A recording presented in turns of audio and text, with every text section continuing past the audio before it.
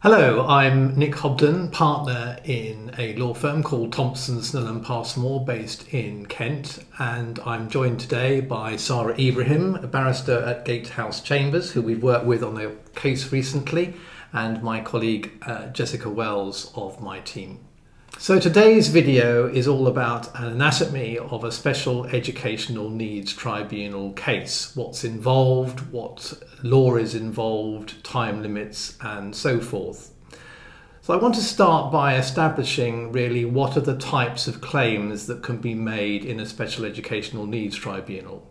Well, special educational needs tribunals deal with a variety of cases, mostly to do with disabilities. But they can also deal with appeals about educational and healthcare assessments prepared by local authorities. But principally, today's video is about the role of the Special Educational Needs Tribunal in adjudicating upon disability claims. That is, claims brought on behalf of pupils of state or private schools who are saying that they are disabled and somehow the schools are responsible for failures in respect of their disability. Now, these can take a variety of forms. One is direct disability discrimination, so treating a pupil less favourably than someone who hasn't got the disability, or discrimination arising from or in consequence of their disability, so disability-related discrimination. Another form of disability discrimination is the failure to make reasonable adjustments. So that's the arrangements for their education, or indeed policies such as a complaints policy or a bullying policy somehow discriminates against them by treating them less favourably. But also there's the failure to make reasonable adjustments. And this is a claim that often features in these sorts of proceedings in the Special Educational Needs Tribunal, because it is about the failure or the alleged failure by the school setting to make reasonable adjustments to cater for the child's disability. So perhaps, for example, a reasonable adjustment might be extending a time limit for a complaint made against or about another pupil or another member of staff. And there are other forms of discrimination claims that can be made, such as indirect disability discrimination, which is where a provision, criterion or practice involved in the school running and in the child's education places that child who is disabled at a substantial disadvantage in comparison to other pupils. And finally, there are claims of harassment or victimization, and we'll come on to those shortly. So, Sara, can I ask you what law is involved in these types of claims brought by the claimant children? Nick, that's a great question, and it's covered by the Equality Act, and I want to start with the definition of disability. So disability is defined under the Act as a person who has either a mental or physical impairment. It has to be substantial and long-term, and it has to have an effect on their ability to carry out day-to-day activities. You've already touched upon some of the types of discrimination. The first one I think we should cover is direct disability discrimination before we go on to some of the other types of claims. And with direct disability discrimination, that's when somebody is treated less favourably because of their disability, and you are not able to show that that treatment is justified, and that is an important component. I think the other type of claim it's important for us to cover is what's called a Section 15 discrimination claim. So that's discrimination arising from a disability. And I think that that is a type of claim people find less easy to understand, which is why we're going to cover that. This occurs when a pupil is treated less favourably because of something arising from their disability. So it requires a comparison with other pupils. And to take us through that, and the definition under the Equality Act, under Section 15, you discriminate against that person because of something arising from in consequence of their disability, but also you cannot show it is a proportionate means of achieving a legitimate aim, and that's a very key part of the test. Yes. So I think a lot of people say, how do you successfully establish a claim under Section 15? Because obviously you need to understand the ingredients, whether you're acting for the child or the parents, or whether you're acting for the school. So the first place to start is this. They have to have that disability. That is the starting point.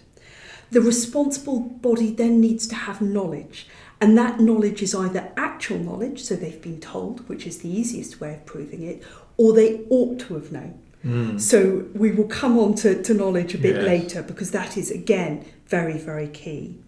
They have to have been subjected to less favourable treatment, so less favourable. So that is where the comparative element comes in. And that unfavourable treatment has to flow from a consequence of something arising from that disability. So it has to be linked. And finally, the responsible body cannot justify its treatment.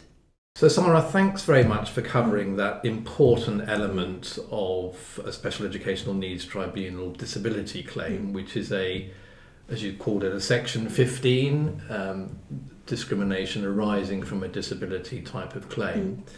But what about a claim involving a PCP, or provision, criterion or practice? What's that all about? Again, a very important question, because a lot of discrimination claims are indirect discrimination claims, or, as you've already touched upon earlier, failure to make reasonable adjustments, and those are linked. So those are sections 19 and 20 under the Equality Act, and both relate to this PCP, which is how lawyers abbreviate it, and as you very helpfully explained, is provision, criterion or practice.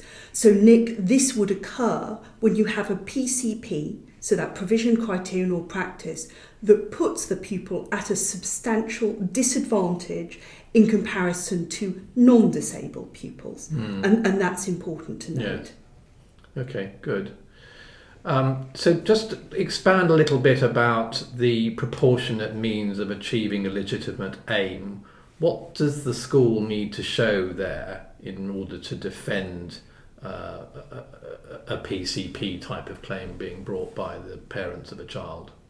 Well, the whole point about the proportionate means of achieving a legitimate aim is the school can show that if there is a PCP, that it is still reasonable in the circumstances. So that key point, it has to be legitimate. So the aim or the reason that you've got that PCP, there has to be a real reason for it. And most schools will have everything from minutes of their trustee meetings, etc., which evidence why they put that in place. But it has to be proportionate. Why does it have to be proportionate? If it has a discriminatory impact on certain pupils, you've got to show that everything has been done to make sure that that is minimised. So it has to be proportionate. So if you're trying to achieve the legitimate aim, that you're doing it in a proportionate way. So it's a balancing act, in effect, really, between the legitimate aim by the school and also the disability or the discriminatory effect on the child. Is that right? That's absolutely correct. And that is why it's different from direct discrimination, because there with direct discrimination, which can be actions against a child or comments made, there isn't this assumption you can justify it. Whereas if you've got a provision, criterion or practice, which could be everything from a school policy about attendance, etc., then that tends to have a legitimate reason. And as you say, there is the balancing act that goes on. But just to move us on from indirect discrimination, we often have linked claims. And by that I mean, if you have an indirectly discriminatory claim, you also tend to have a claim that you failed to make reasonable adjustments. So those same PCPs we've been talking about tend to be cited under a failure to make reasonable adjustments. So when it comes to a disabled child, you have a proactive duty to make reasonable adjustments. And that's so important for schools to realise. It's not just that they need to be asked to make those reasonable adjustments, though obviously it's important to have those conversations with parents and where appropriate medical experts, etc. There is a proactive duty. So what are you thinking about when it comes to reasonable adjustments. One particular example when it comes to reasonable adjustments is auxiliary aids. Yeah. So just to give one more contemporary example, you get a lot of computer software now that can act as a reasonable adjustment, whether that's with speaking or concentration with pupils who may have disabilities. Mm-hmm. So without the provision of that auxiliary aid, they may be at a substantial disadvantage. And like the indirect discriminatory element that we've been discussing, the school has a slight balancing act, because the key is whether it's a reasonable adjustment. So cost may be part of that. Yeah. So when a school is thinking about what's reasonable, it isn't just what's requested, but what it will be reasonable for the school to do. And some auxiliary aids are going to be plentiful and more economical than others, and the school may want to take that into account. There was one final area I wanted to touch upon, and I think harassment is the final one that I would want to mention. So when you have disability discrimination, as well as the other elements, there may be accusations that the school or the environment is created that is hostile or somehow demeaning to that disabled pupil. Those are equally worthy claims to consider by the school, and they can have particular bite. So when there is a suggestion that there is an environment that's been created which is hostile as a result of that disability, then it is incredibly important the school takes that seriously. And again, we will touch upon this a bit later, I think, Nick, but knowledge is also something that can potentially come into play when it comes to a harassment claim. Sara, thank you very much indeed for that detailed explanation of those types of claims. Now, just turning to you, can we just talk about harassment claims, because they're frequently brought in conjunction with the claims that Sara's just outlined. Mm-hmm. And I just want to focus on what is a harassment claim, what's involved, what are the ingredients that the claimants have to show that the school have failed to do. Sure. So in this example where a school and a child are involved, it would be the school is engaging in unwanted conduct in relation to a protected characteristic, so in this case the disability of the pupil, and the conduct has implications or the effect of violating the child's dignity. So that can also include in creating an intimidating, offensive environment for that pupil, which really creates a detrimental impact for them. So that's really what the harassment claim is, and it really is involving the effect of that harassment and the overall environment that child has to exist in, really, and it can be very detrimental.